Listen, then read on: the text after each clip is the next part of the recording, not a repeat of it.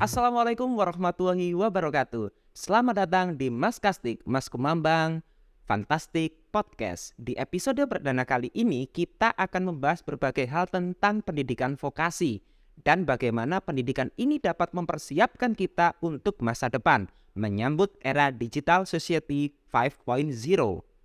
Bersama saya Alfian Arif Bintara dan bintang tamu kita pada pagi hari ini ada Bapak Muhammad Amri Mukhtarifin, Sarjana Pendidikan Magister Teknik yang merupakan sosok guru yang sangat berpengalaman sekali terutama di pendidikan vokasi. Kita sapa dulu Bapak Amri, bagaimana kabarnya? Terima kasih Pak Alfian, alhamdulillah baik. Terima kasih sudah dikasih kesempatan untuk hadir perdana di podcast Mas Kumambang ini. Kalau boleh tahu aktivitasnya selama ini selain jadi guru apa sih Pak? Kok saya lihat itu banyak sekali aktivitas yang Pak Amri lakukan sehingga pas waktu saya lihat itu kayaknya sibuk banget dan mungkin waktunya terbatas ya. Bahkan mungkin untuk keluarga mungkin terbatasnya. Itu hanya yang terlihat saja sebenarnya. Saya kalau selain sebagai guru, sebenarnya saya hanya sebatas mengisi waktu-waktu saya untuk kegiatan sosial di salah satu organisasi kepemudaan. Nah, ya kegiatan-kegiatan itu yang mungkin terlihat di story-story saya ya. Jadi akhirnya ya terlihat seperti sangat sibuk, walaupun sebenarnya semaksimal mungkin saya tetap memanfaatkan waktu yang berkualitas untuk keluarga, tidak hanya sebatas kuantitas saja. Berarti waktunya selain untuk memberikan pendidikan kepada para siswa juga harusnya tetap bermanfaat bagi orang lain ya dalam kegiatan sosial. Misi seperti ya. Dan di sisi lain Pak Amri ini sosok yang hebat karena di tengah-tengah kesibukannya masih saja bisa menyempatkan diri, waktunya itu dimanfaatkan untuk keluarga, tidak lupa karena itu wajib ya. Nah di sini Pak Amri, kita itu kan sekarang sedang dihadapi dengan sedang menghadapi era di mana era itu yang dulunya ya, saya bukan mengatakan dulu ya, tetapi ini baru saja kita menjalani era digital yaitu 5.0, kemudian sekarang itu kita sudah mau melangkah lebih maju lagi ke era 5.0 dan di mana kita itu dituntut untuk memiliki skill lebih. Nah, ini sangat relate sekali dengan apa yang diimpikan oleh Presiden kita, kemudian Menteri Pendidikan kita tentang bagaimana memfasilitasi para peserta didik, terutama peserta didik di SMK, itu bagaimana peserta didik di SMK itu ketika nanti lulus memiliki skill khusus atau mungkin skill tambahan atau bahkan yang bisa dikatakan lain daripada yang lain untuk menghadapi era ini. Nah, menurut Pak Amri sendiri untuk pendidikan vokasi itu yang seperti apa sih? Nah, ini yang sebenarnya menarik bagi saya Pak Alfian. Jadi saya itu semenjak lulus kuliah gitu ya. Semenjak lulus kuliah saya berpindah-pindah dari S1 SMK ke SMK lain. Mulai dari SMK Negeri 1 Swatapeh, Sumatera Selatan, sampai akhirnya saya juga mencoba ke dunia vokasi yang lain, akademi komunitas, di Akademi Komunitas Bojonegoro, dan akhirnya saya kembali lagi ke SMK, di SMK Mas Kumambang dan SMK Negeri 1 Brondong sampai saat ini ya. Di situ banyak sekali hal yang terpikirkan dan juga membuat saya kagum. Apa sih SMK itu, yang dulu SMK digembur-gemburkan dengan jargon SMK bisa, sekarang berkembang menjadi SMK bisa hebat, terus sekarang mulai berkembang lagi sekolah SMK bisa berwirausaha, bisa bekerja dan bisa lanjut kuliah. Nah, ternyata perkembangannya sangat cepat sekali SMK itu. Di sisi lain gitu ya, SMA dalam hal ini ya masih gitu-gitu aja gitu ya. Walaupun sebenarnya SMA juga mulai ada yang namanya double track. Jadi mulai ke arah-arah vokasi lah gitu ya. Jadi pendidikan vokasi ini pendidikan yang menginginkan keterampilan yang lebih, sehingga kita tahu bahwa di SMK khususnya ya, kegiatan praktek itu 70%, teorinya 30%, dan itu ternyata seperti itu pun belum mampu ternyata Pak Alfian untuk memenuhi kebutuhan industri. Kita tahu bahwa pengangguran terbesar dalam tanda kutip kemarin yang apa namanya, dirilis oleh Dinas Tenaga Kerja, pengangguran terbesar ternyata dari lulusan SMK. Walaupun sebenarnya itu tidak mutlak benar, karena ternyata yang tertulis bekerja itu adalah bekerja di perusahaan, bekerja di bengkel. Yang wirausaha tidak tertulis ternyata setelah ditelisik lebih lanjut. Padahal lulusan SMK mayoritas itu malah yang berwirausaha, bukan yang bekerja ikut orang, dia bisa bekerja sendiri. Nah, disinilah yang perlu kita gali, yang perlu kita tebalkan, yang perlu kita pertebal lagi sebagai guru ya, sebagai guru SMK khususnya. Maka kita harus benar-benar menggarisbawahi itu, bahwa anak lulusan SMK harus benar-benar mempunyai keterampilan yang lebih. Di sisi lain kita dituntut di era 5.0 ini ya, harus punya keterampilan yang berbeda dengan yang lain, tidak hanya satu keterampilan saja, tapi harus mempunyai beberapa keterampilan-keterampilan yang itu saling berhubungan. Nah, mulai eranya Pak Jokowi ini ya mungkin ya, kalau saya lihat mulai eranya Pak Jokowi ini, beliau menginstruksikan kepada Kemendikbudristek terkait dengan Dirjen Vokasi. Dirjen Vokasi itu mulai bergerilya, kalau saya bilang bergerilya, karena mulai lagi untuk menata antara tiga hal yang harus berhubungan di vokasi, yakni SMK, dunia industri, sama Poltek, sama Politeknik. Jadi ini harus saling berhubungan, dan ini disambut dengan baik oleh Dirjen Vokasi dengan beberapa program-program, mulai dari program guru penggerak, mulai dengan program SMKPK, dan juga yang lain-lain, yang mana menginginkan ketiga hal tersebut bisa saling berhubungan. Itu mungkin Pak Alvin. Berarti gini ya, pendidikan vokasi sendiri itu baru pertama kali muncul istilah vokasi ini. Padahal dulu kan kita kalau secara tidak langsung kita dalam praktiknya kita itu sebenarnya sudah melaksanakan pendidikan vokasi. Cuman kan karena adanya kurikulum merdeka, jadi implementasinya di kurikulum merdeka itu kan istilah-istilah juga mungkin yang dulu awam bagi kita, sekarang itu dibangkitkan lagi. Tapi sebenarnya kita sudah melakukan. Cuman di sini kan yang saya lihat, yang saya ikuti di dunia pendidikan, terutama pendidikan vokasi. Nah, pendidikan vokasi ini kan tidak hanya di SMK. Ternyata sekarang kampus-kampus pun sudah mulai bergerilya untuk menciptakan pendidikan vokasi melalui program diplomanya atau sarjana terapannya. Nah, di sini sebenarnya kan nafas yang membuka nafas yang segar, udara yang segar bagi lulusan SMK. Mungkin dulu lulusan SMK itu kan di mindset bahwasanya anak yang sekolah SMK itu nanti setelah lulus wajib kerja. Nah, sekarang itu kan kita dituntut untuk punya 3 kompetensi sekaligus. Jadi anak SMK itu harus siap kerja, siap kuliah, atau siap berwirausaha. Nah, di sini sebenarnya kalau misalkan ada 3 kompetensi seperti ini, apa nanti tidak berpengaruh Pak Amri antara lulusan SMK dengan SMA? Maksudnya nanti apa bedanya kalau anak SMK itu dituntut untuk melanjutkan kuliah dengan anak SMA? Nah, kenapa nggak sekolah SMA saja? Kenapa Pak harus kuliah? Ya, itu yang tadi saya bilang terkait dengan perkembangan dunia vokasi, perkembangan SMK khususnya ya. Memang benar istilah vokasi masuk ke SMK itu baru-baru ini. Tapi sebenarnya istilah vokasi itu sudah lama di Poltek, Pak. Jadi di Poltek itu memang sudah menggunakan istilah vokasi.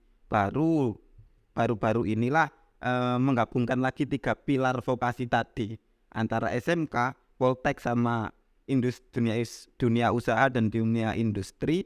Yang akhirnya SMK mengenal yang namanya vokasi. Terus pertanyaan besarnya, ketika anak SMK juga dituntut untuk kuliah, apa bedanya dengan anak SMA gitu ya. Jadi harapannya memang tujuan awal anak SMK ya kerja, tujuan awal itu memang. Tapi ternyata dunia kerja tidak bisa menampung seluruh alumni SMK bagian, karena perkembangan mulai dari 2004 sampai sekarang SMK itu perkembangannya luar biasa. Dan yang dulu anak SMK itu sekolah SMK itu tidak begitu diminati. Yang dalam tanda kutip anak SMK itu anak uraan, anak berandal, suka tawuran dulu ya, ini dulu, bukan sekarang. Sekarang SMK itu lebih diminati daripada sekolah yang lain gitu. Maka perlu terobosan ini. Anak SMK tidak hanya kerja, kalau semuanya kerja, maka ya itu tadi yang terjadi, akan terjadi banyak pengangguran. Perlulah difasilitasi dengan kuliah. Nah, kuliah yang memfasilitasi untuk anak SMK ini siapa? Maka hadirlah Poltek, hadirlah Politeknik, hadirlah akademi komunitas yang mana untuk menambah keterampilan, karena memang secara pembelajaran antara SMK dengan Politeknik itu hampir sama secara pembelajaran, yakni mengutamakan keterampilan. Untuk menambah keterampilan anak, untuk menambah sertifikasi anak di bidang yang digeluti, itu maka harus kuliah. Nah, itu yang membedakan antara SMA dengan SMK. Kalau SMA mungkin kampus-kampus yang dituju ya kampus-kampus umum, universitas, institut dan lain-lain. Kalau SMK harapannya guru-guru yang berada di SMK ini mulai memahami bahwa kelanjutan anak SMK yang namanya kuliah bukan hanya sekedar kuliah, tapi kuliahlah di Politeknik agar tiga pilar vokasi ini benar-benar berjalan. yakni setelah SMK pengen kuliah ke Politeknik, setelah dari Politeknik mempunyai keterampilan yang lebih dan juga mempunyai mungkin sertifikat kompetensi yang diterbitkan oleh industri, maka dari Politeknik bisa mengisi pos-pos di industri, BUMN dan lain sebagainya agar bisa lebih benar-benar kehidupan di vokasi ini benar-benar berjalan. Berarti untuk anak lulusan SMK itu misalkan dia menginginkan melanjutkan ke kuliah, itu kan kadang anak-anak SMK itu masih bingung, Pak Andre. Jadi masih bingung ketika dia mau melanjutkan kuliah, sebenarnya penting nggak sih kuliah itu? Mereka kan pasti akan beranggapan seperti itu. Sebenarnya mereka karena sudah sejak awal sekolah SMK itu pengennya setelah lulus langsung kerja. Cuman di sisi lain pandangan masyarakat yang seperti ini itu menjadikan bumerang bagi pendidikan di SMK. Karena apa? Anak-anak di SMK sudah termindset pikirannya seperti itu, akan berpikir bahwasanya saya ketika lulus harus kerja, sudah nggak peduli dengan mau melanjutkan kuliah buat apa, nggak penting, apalagi berwirausaha. Nah, kalau anak sudah pengen bekerja itu kan kadang pengennya ya udahlah, saya pokoknya kerja dapat uang selesai. Ya ibaratnya seperti menggugurkan kewajiban. Tapi di sisi lain sebenarnya kalau kita pandang itu kan, kalau anak bekerja langsung bekerja, nah anak itu nggak tahu esensi bekerja itu seperti apa. Dia nggak tahu jenjang karir dan lain sebagainya, sehingga dia pokoknya yang penting bekerja, akhirnya punya mental, ya mohon maaf, ini mentalnya mental buruh. Nah, bagaimana sih untuk meyakinkan anak-anak SMK itu kalau misalkan dia bekerja, itu bekerjanya sesuai dengan bidangnya atau seperti apa? Karena kita lihat itu banyak anak SMK yang bekerja misalkan dari jurusan teknik mesin, kemudian bekerja di sektor yang lain. Begitupun juga kuliah, pengennya dia lulusan dari SMK jurusan teknik, dia ngambilnya jurusan manajemen dan lain sebagainya. Itu bagaimana? Ya, ini sebenarnya PR berat buat saya sendiri mungkin ya, dan juga mungkin Fabian sebagai guru SMK gitu ya. Ya, itu PR berat buat guru SMK. Memang anak masuk SMK itu mau tidak mau, karena memang dari awal SMK untuk kerja ya. Jadi anak masuk SMK ini walaupun sekarang SMK banyak diminati, tapi mayoritas anak masuk SMK adalah mayoritas dari kuadran 4. Jadi anak-anak yang tidak ingin melanjutkan, anak-anak yang ingin setelah lulus SMK ya kerja. Ada beberapa yang ingin melanjutkan tapi bukan mayoritas. Nah, ini tugas berat bagi kita untuk meyakinkan anak, untuk mengarahkan anak, karena mengarahkan dan meyakinkan anak ini tidak waktunya tidak hanya 1-2 hari, tapi mulai dari kelas 1 harus kita tanamkan mindset anak bahwa sampean itu setelah lulus, mulai dari kelas 1 ya Balbian, setelah lulus itu ada pilih opsi ini. Tidak hanya monoton sampean kerja, tidak, tapi ada beberapa opsi. Kerja pun harus kerja yang seperti ini, karena kelebihan di kita SMK kelas 1 itu sudah mulai penjurusan.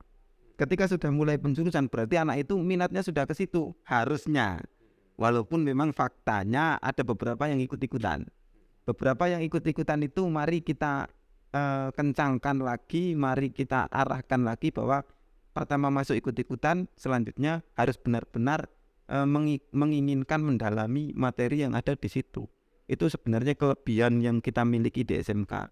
Nah, tinggal bagaimana cara kita sebagai guru untuk mengarahkan anak. Nah, mengarahkan anak ini juga tidak mudah. Ya, perlu kesabaran, perlu ketelatenan, dan juga tentunya perlu bukti. Lembaga membuktikan kepada masyarakat, kita yang ada di dalam sekolah, guru mengarahkan anak, lembaga membuktikan kepada masyarakat, nanti masyarakat dengan sendirinya akan ke lembaga kita karena memang kita menyalurkan siswa sesuai dengan minat dan bakatnya. Yang minatnya di taruhlah contoh teknik pemesinan, ya kerjanya di teknik pemesinan. Ketika kuliah juga jurusannya teknik mesin. Ketika berwirausaha, alhamdulillah buka bengkel pengelasan atau buka bengkel konstruksi. Nah, itu masyarakat akan melihat, masyarakat akan menilai. Nah, tugas kita di dalam masyarakat kan tidak mau tahu bagaimana di dalamnya. Tapi yang pengen mereka tahu adalah bagaimana hasilnya. Nah, tugas kita di dalam sini adalah ya itu, menjelaskan kepada anak, menekan kepada anak, ya membiasakan kepada anak. Syukur-syukur nanti anak bisa dari dalam diri sudah mulai paham ketika itu sudah dibentuk sebuah sistem, ketika sudah menjadi budaya di dalam sekolah, budaya industri di dalam sekolah, insya Allah akan mudah untuk melakukan itu. Tapi tidak mudah ketika budaya itu belum terbentuk. Tapi ketika budaya itu sudah terbentuk di sekolah, kita sebagai guru akan tinggal mengalir saja begitu.